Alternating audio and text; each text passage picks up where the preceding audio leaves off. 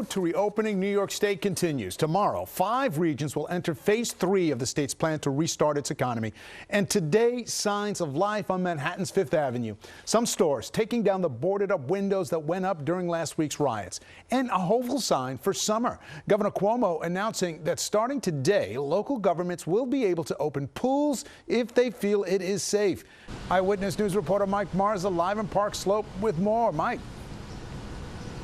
David, you know, as these businesses begin to reopen over the next couple of months, one of the big concerns for workers is childcare. And at this point, workers are still unsure if dropping their kids off at school will even be an option.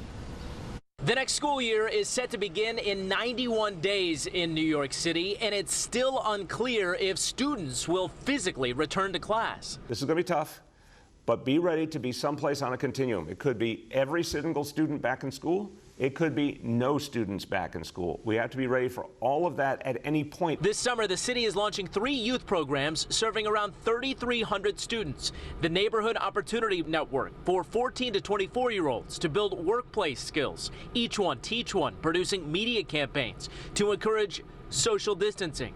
And the Community Crisis Response Initiative. And this program provided $10,000 to 22 local community-based youth-focused organizations to support and expand their existing relief efforts. Governor Cuomo now allowing pools and playgrounds to reopen in New York State, but it's up to the local governments as to when. Tomorrow, 5 New York regions upstate will enter phase 3, allowing dine-in services. Also, a point of caution. I know businesses are anxious to open. Everybody's anxious to get the economy going.